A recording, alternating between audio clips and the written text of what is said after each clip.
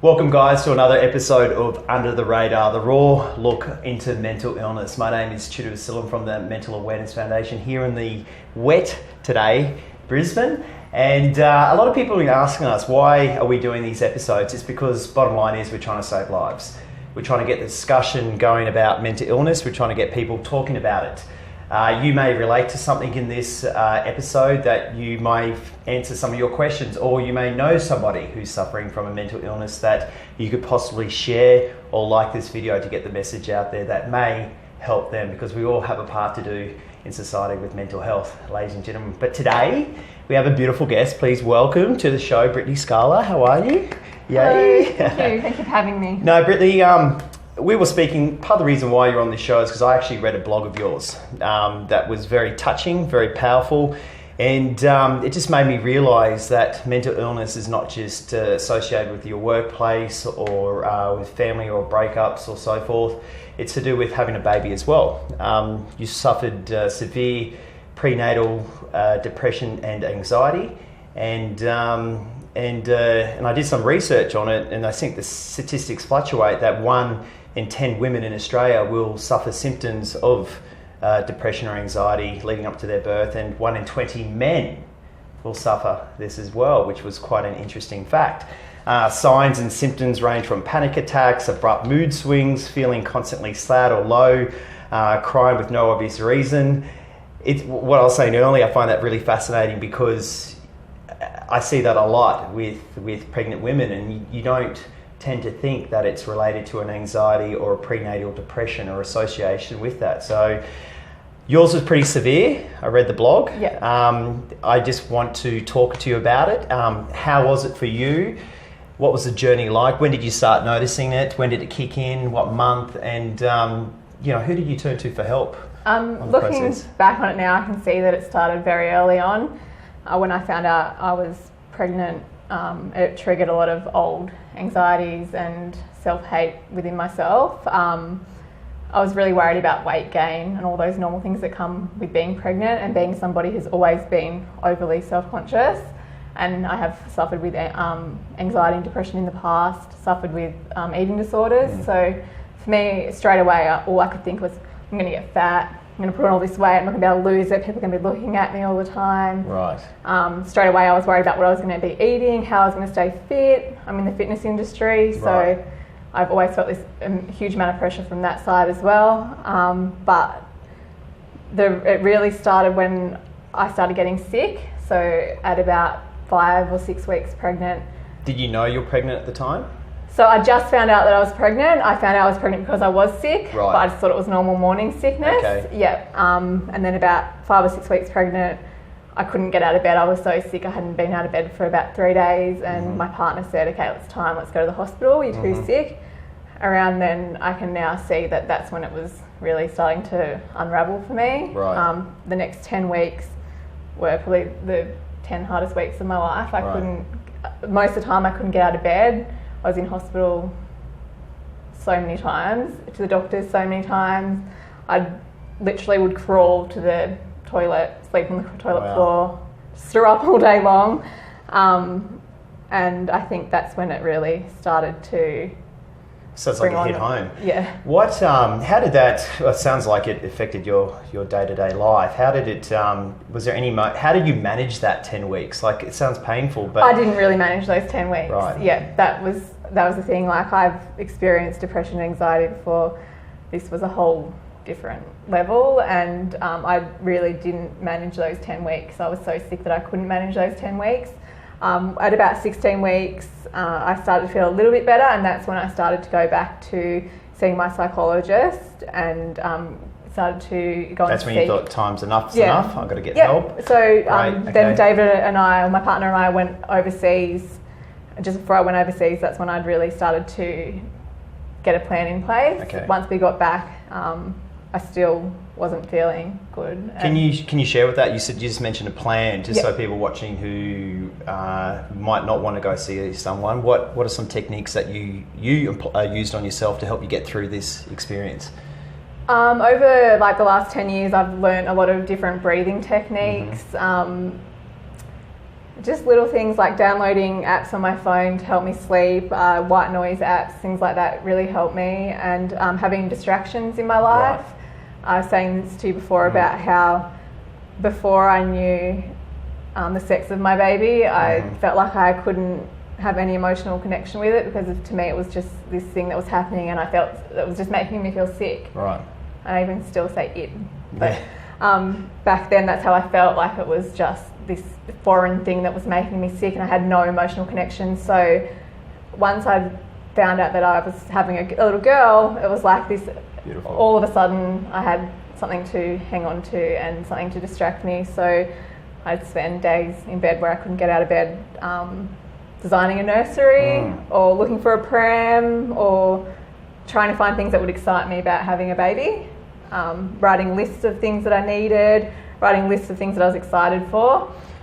Sorry to cut you off. It's our last interview with Elizabeth. She talked about writing a journal really helped her and getting creative and diarising episodes and her experiences and emotions.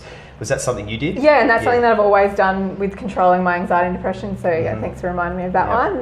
Writing down my feelings when I'm feeling bad is really important, but also to write down when you're feeling good, because sometimes you stuck in this black hole. It feels like this black hole. And you forget that there are times when you're feeling good, so if you can go back and remind yourself of those times when you're feeling good, maybe you can relate something to those times when you feel good. So maybe it was when you were outside in the sunshine, or maybe it's when you were going for a walk, going to the gym, whatever it is that makes you happy. Sometimes you just need it written down so you can be reminded of when those times are. You said your partner was rock solid through this experience, David, so he did support you and help you. 110%. Yeah. Better say that. No, he seriously did though. Sometimes maybe a little bit too much. Right. Yeah. For those fathers that are watching, who may have a wife or a partner is suffering similar to your situation, do you have any advice to them, or were things that David used to do to help you get through these experiences, or was it just being that rock in pretty your much life just being there, and I just always knew that he was there no matter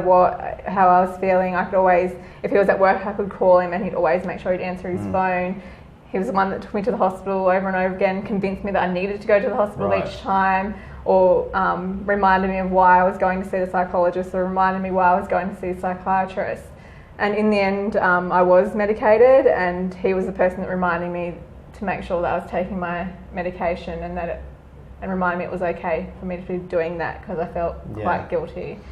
Looking back at it now, just because it sounds like it's a big topic we can go on all day about, looking back at your experiences now, is there any advice you could give to those pregnant women out there that if they're in a situation, go speak to a GP, a psychiatrist, start exercising more, start writing more? Definitely. There's a few things that you should do, and the first one is definitely seek help, definitely talk to somebody.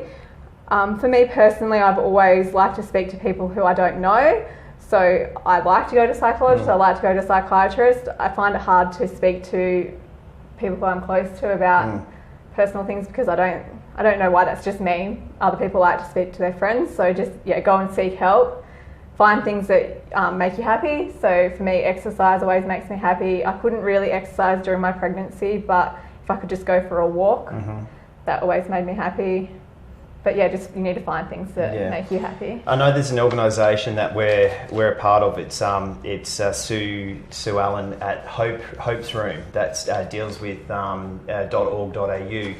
Deals with prenatal and postnatal. So if there's something, an organisation you would like to get involved in, we'll just put it across the screen as during this interview if you didn't pick it up. But there's lots of organisations out there that you can speak to. Jump online to our website as well to get help. But after the pregnancy, you've had young Millie now, who's absolutely gorgeous. How are you feeling now? Because they do say there's a strong statistics with people who have prenatal, will high chance of getting postnatal. How's that journey been for you?